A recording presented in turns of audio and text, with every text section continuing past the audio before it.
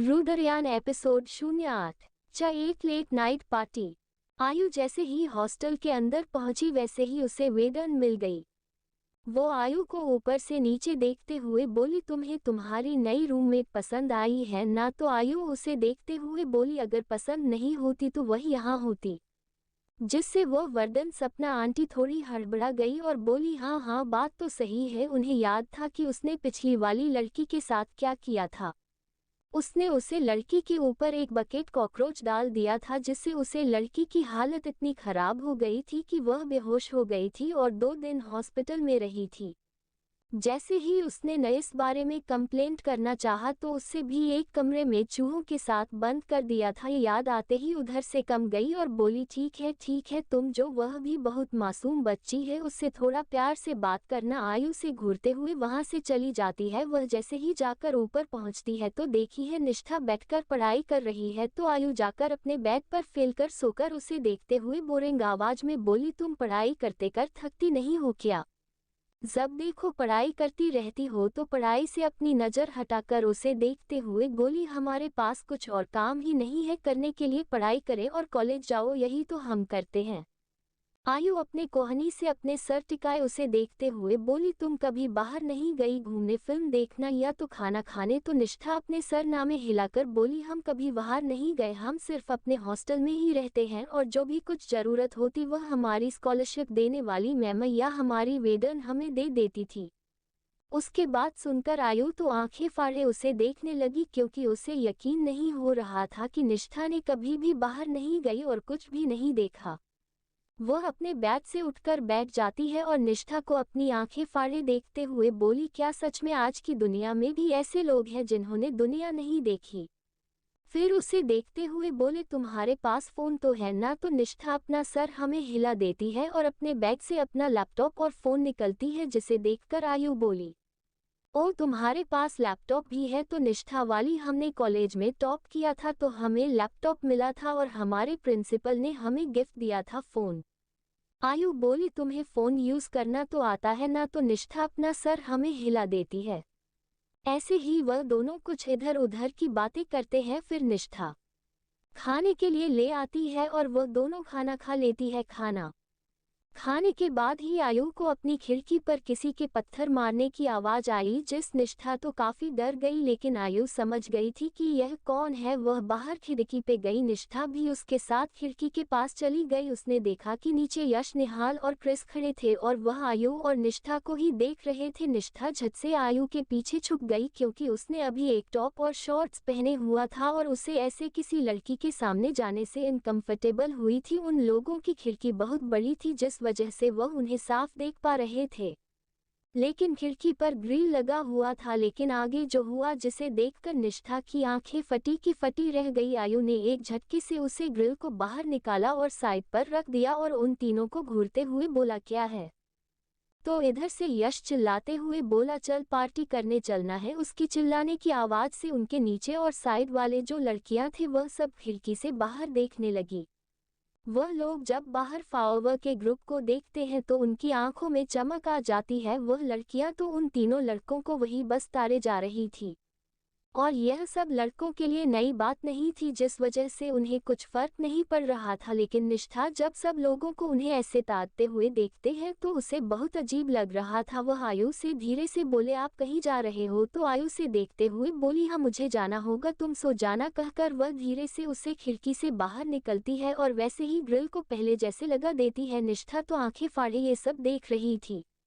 तभी उसे महसूस हुआ कि कोई उसे काफी देर से देख रहा है, जिससे वह अपनी नजर नीचे करके देखने लगती है। निहाल की नजर उस पर ही थी, वह निष्ठा को ही बस एकटक देखे जा रहा था। जब निष्ठा उसकी नजर अपने ऊपर महसूस करती है तो उसे अपने दिल की धड़कन तेज होती हुई महसूस होती है, जिससे वह जल्दी से पर्दा करके खिड़की से चली जाती है। वही खिड़की के पास के चौड़ाई बड़ी थी और आयु को आदत थी, वह सब हर हफ्ते एक दिन मस्ती करने जाते थे।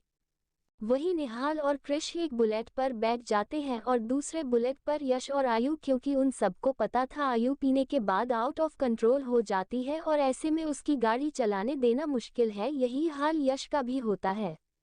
लेकिन अभी वह होश में था, जिस वजह से वह आयु को ले जाता है और वह रेस करते हुए वहां से चले जाते हैं। स्पीड में बाइक चलाकर, जोर जोर से हॉर्न बजाकर, हुटिंग करके वह लोग रात में बहुत एंजॉय करते हैं और एक ढाबे पर रखकर वहां पर दारू और वड़ा पाव और कुछ और स्नैक्स खाते हैं। अब तक आयु और यश पूरी तरह से टल्ली हो चुके थे।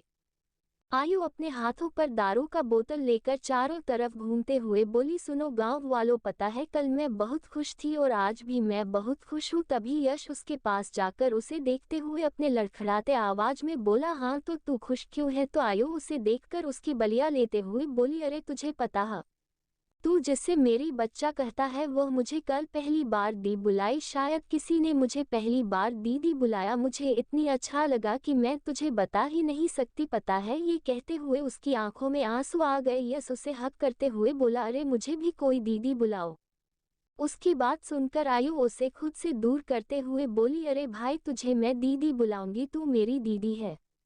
कहकर वह दोनों ही हंसने लगते हैं। लेकिन कृष हल्का नशा में था और निहाल भी हल्का नशा में था। वह दोनों ही आयु की मन की बात समझ पा रहे थे, क्योंकि उन्हें पता था आयु हमेशा से कितनी अकेली है और उसे हमेशा सही किसी का प्यार का जरूरत था, लेकिन कोई भी उसका साथ नहीं दिया, जिस वजह से वह ऐसी हो गई थी। लेकिन उन्हें लग रहा था कि शायद निष्ठा की आने की वजह से उसकी लाइफ में कुछ चेंज हो रहा है। वह फिक्र करने लगी है उन तीनों के अलावा किसी और की। ऐसे ही वह चारों बहुत रात तक मजे करते हैं। फिर रात के करीब 2 बजे कृष यश को लेकर बॉयज हॉस्टल के लिए चला जाता है और निहाल आयु को संभालते हुए सीढ़ी की मदद से उसे खिड़की तक पहुंचा देती है। वही ये सब करते थे, जिस वजह से उन्हें कोई भी परेशानी नहीं हुई थी। निहाल चढ़कर उसे ग्रिल को हटाता है और आयु को जैसे तैसे लेकर उसके बैग पर लेट देता है। आयु बिल्कुल टल्ली हो चुकी थी, उसे कोई भी होश नहीं था कि क्या हो रहा था। वही निहाल उसे लेटकर उसके ऊपर चादर डाल देता है। फिर वह जाने ही लगता है कि उसकी कदम रुक जाते हैं। वह पीछे पलट कर सोई हुई निष्ठा को देखा है। निष्ठा सोई हुई बिल्कुल किसी मासूम सी छोटे बच्चों की तरह लग रही थी। उसे ठंड लग रही थी, जिसे उसने अपने घुटनों को अपने सीने से छुपाए हुए अपने आप को हक करके सोए हुए थी, जिसे देखकर निहाल के फेस में एक स्माइल आ जाती है। वह मन ही मन बोला, छोटी बच्ची है बिल्कुल, और मुस्कुराते हुए उसके करीब गया और जो ब्लैंकेट नीचे पड़ा हुआ था उसे उठाकर उसे कवर कर दिया और झुककर उसके माथे को चूम लिया और वहां से चला गया। निष्ठा गहरी नींद में सोई थी, जिस वजह से उसे कुछ भी पता नहीं चला। वही निहाल हॉस्टल में चला जाता है और खुद भी जाकर सोने लगता है। अगली सुबह निष्ठा उठकर रेडी हो जाती है और पढ़ाई करके कुछ देर बाद अपने सब काम खत्म करके हॉस्टल से निकल जाती है कॉलेज की ओर। उसने 1-2 बार आयु को उठाने की कोशिश की, लेकिन आयु को देखकर लग ही नहीं रहा था कि वह आज उठने वाली है। उसने आयु के लिए नींबू पानी बनाकर रख दिया था, क्योंकि उसे आयु से बहुत ही ज्यादा शराब की बदबू आ रही थी, जिससे वह इतना तो समझ गई थी कि आयु ने बहुत ज्यादा शराब पी होगी।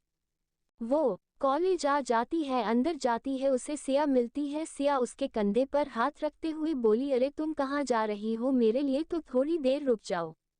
निष्ठा पहले तो डर गई, फिर सिया को देखकर नॉर्मल होते हुए बोली, चलो जल्दी, क्लास के लिए लेट हो रहा है। ये कहकर वह तेज कदमों से चलने लगी। उसके पीछे सिया भी भागते हुए जा रही थी। वह दोनों जैसे ही क्लासरूम के बाहर पहुंचे तो क्लासरूम का नजारा देखकर उनकी आंखें फटी की फटी रह गई। क्लासरूम में वह जब प्रोफेसर था वह मुर्गा बनकर बैठा हुआ था और निहाल और कृष दोनों ही डेस्क पर बैठे हुए उसे प्रोफेसर को घूर रहे थे। जब निहाल और कृष की नज़र गेट पर पड़ी तो वह उन दोनों को अंदर आने का इशारा करते हैं। वह दोनों भी डरते हुए अंदर आ जाती है और पीछे वाली सीट पर जाकर बैठ जाती है। निहाल की नज़र आते ही निष्ठा से हट ही नहीं रही थी। उसने आज तक प्लाजो कुर्ती के साथ दुपट्टा पहना हुआ था, अपने बालों की हल्की गुथी हुई चोटी बनाई हुई थी, कानों में बड़े झुमके और आंखों में रोज की तरह लगी हुई हल्की काजल, माथे पर बिंदी बहुत प्यारी लग रही थी। तभी कृष निहाल को देखते हुए बोला, क्या बोल रहा है निहाल, इसका क्या किया जाए? तो वह बोला, तू जो कर सकता है कर। फिर वह सब स्टूडेंट्स को देखते भी बोला, अरे बच्चों तुम बताओ क्या किया जाए इसका। तभी एक लड़की घबराते हुए खड़ी होती है। कृष उसे देखते हुए बोला, अरे डरो मत, बोलो क्या करना है, तुम जो बोलोगी वही होगा। तो वह लड़की कृष को देखते हुए बोली, सर उनके कपड़े को फाड़ कर इन्हें ऐसे ही पूरे कॉलेज में घुमाए। ये सब कहते हुए वो डर रही थी, लेकिन उसकी आंखों में गुस्सा भी था। उसकी बात सुनकर कृष और निहाल दोनों के ही फेस में डेविल स्माइल आ जाती है और वह दोनों ही घूरकर उसे प्रोफेसर को देखने लगती है। वह प्रोफेसर जो पहले से ही डरा हुआ था, उसे लड़की की बात सुनकर वह और भी ज्यादा डर जाता है। वही सिया और निष्ठा कुछ समझ नहीं पा रही थी कि सामने क्या हो रहा था। उन्हें भी ज्यादा डर लग रहा था। तभी सिया अपने साइड वाले लड़के से पूछते हुए बोली, अरे ये क्या हो रहा है? तो वह लड़का बोला, इस प्रोफेसर ने इस लड़की के साथ बदतमीजी की थी और इस प्रोफेसर की बुरी किस्मत उसे वक्त ही निहाल सर और कृष सर वहां पर आ गए और फिर तो देखो मुर्गा बनाकर बैठा हुआ है। फिर वह लड़का बोला, शायद नया प्रोफेसर है वह भी और उसे शायद पता नहीं है इस कॉलेज के बारे में। तो सिया उसे देखते हुए बोली, तुम्हें पता है इस कॉलेज के बारे में? तो वह लड़का अपने कॉलर को सही करते हुए बोला, अपनी ग्रेजुएशन यहीं से कंप्लीट किया है और मैं सबके बारे में अच्छे से जानता हूँ, कहकर वह स्टाइल से सिया को देखने लगा और सिया मुंह बना लेती है। आगे क्या होगा जानने के लिए बने रहे हमारे साथ।